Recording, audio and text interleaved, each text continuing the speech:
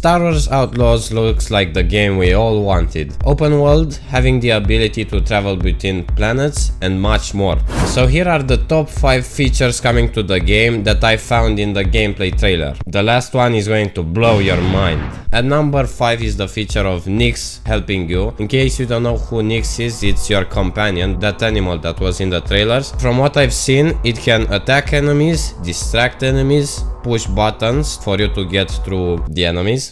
It can pick up weapons off the ground and bring them to you. Also, it can pick up some kind of health kits. I'm not sure exactly what it was. I've seen in the trailer something with a plus on it, so I'm guessing that's a health kit for you to restore some of your health while in battle. From what it looks like, it will be very helpful for you, and also who knows what else she will be able to do. This is what we've seen from the trailer, so it can be a lot more, but this far it's already pretty helpful. The fact that she can attack enemies and distract them while you get through the area, she's gonna be really helpful, I bet. And also she looks really cute. At number 4 is the features in combat. For example, you can choose different blaster modules. There are 3 modes for this: focused, which I've seen can destroy shields; blaster, that is better from distance; and stun, which stun, I guess is kind of quick and you maybe stun your enemies. We are not exactly sure how these blaster modules will work, but we can just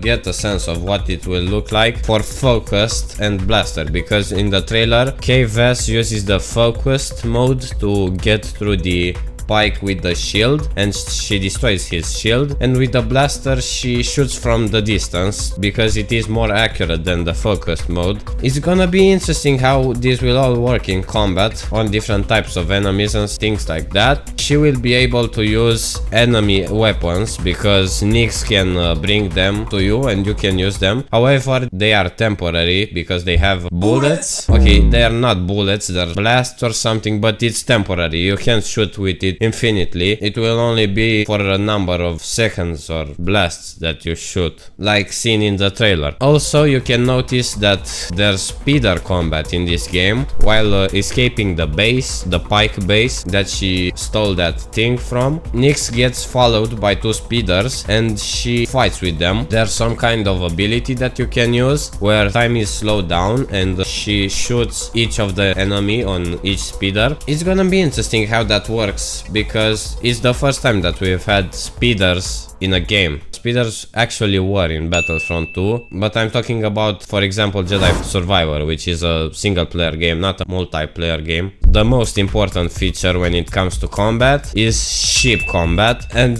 to be honest, it looks really interesting. You've seen from the trailer how it is. It's like a combination between the ship combat in Battlefront 2 and the one in Star Wars Squadrons. Actually, I'm excited to see that it's not first person when you're in space. That's what I didn't like at all about Squadrons. This is much better because it's a combination between Battlefront 2 and Squadrons. Like, you get the POV from Battlefront 2 and the scope looks kind of the same. You also have 3 abilities like in Squadrons. One is proton torpedoes maybe, and the other is maybe repairs and something else. We don't exactly know, but it's gonna be really interesting to see them all work. This game is gonna be fire. This is a number 3, and that is the reputation system. For example, in the trailer, when KVS escaped the Pike base, or what it's called, with that stolen object, her Pike Syndicate reputation actually dropped because she was seen stealing from them and they tried to kill her for that. But maybe if she actually managed to sneak past the guards and all that stuff, they wouldn't know that she stole the object, so she wouldn't have her reputation with the Pike Syndicate down and she would actually be at the same level as before. This is gonna be an interesting touch on the game. I'm curious how much it will affect gameplay and the story of the game. There's a reputation system within the Empire. You've seen that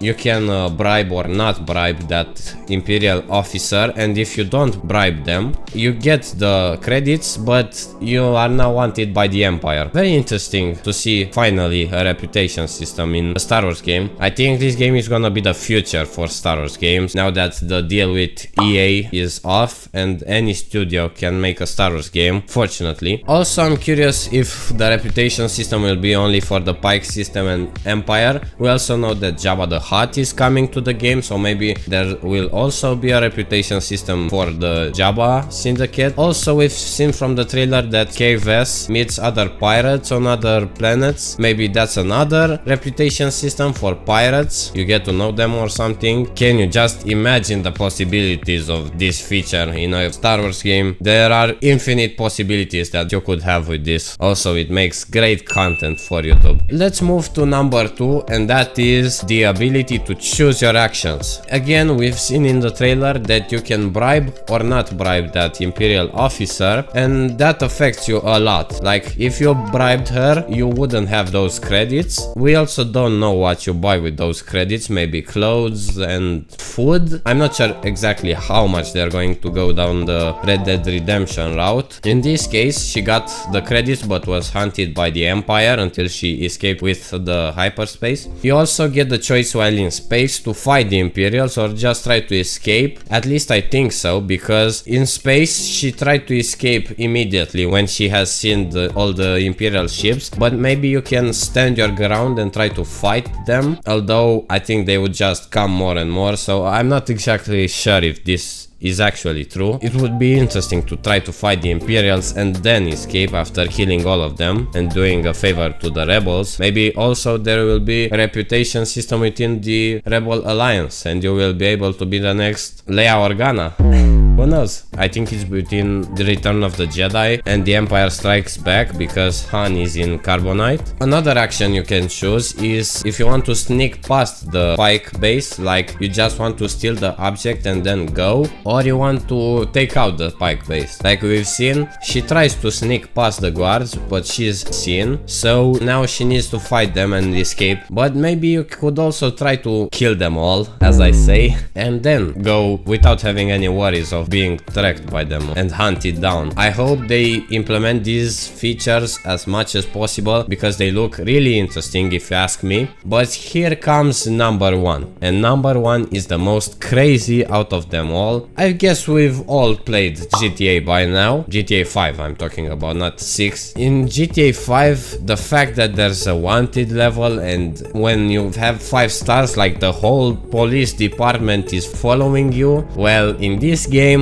we actually have a wanted level by the Empire. You can get wanted by the Empire exactly like in GTA 5, but this is actually the Empire. In this gameplay trailer, she gets 3 stars for not bribing that Imperial officer, and there's a Imperial reinforcements ship. I'm not exactly sure how it's called, I'll put it on screen. That's the smallest of them all, and that's at 3 stars. The maximum is 6, as we see also in the gameplay trailer. Just imagine what the potential of this could be. For example, ATSTs. We see in the trailer that at some point she fights an ATST. Maybe at 4 or 5 stars she gets to do that. If she stays on ground, maybe already at 3 she gets to fight them, but we don't see because she tries to escape through space. But what if at 6 stars while in space she will need to fight a Star Destroyer? That would be next level. Also, with this new generation of consoles, I think it's time that we have a game this massive for Star Wars. It will be incredible. I hope they go all out on this feature. In Lego Star Wars it was so cool to take out all those capital ships and also the Death Star. Those I think were my favorite side missions. If this game has at 6 stars, let's say, a Star Destroyer and you could board it,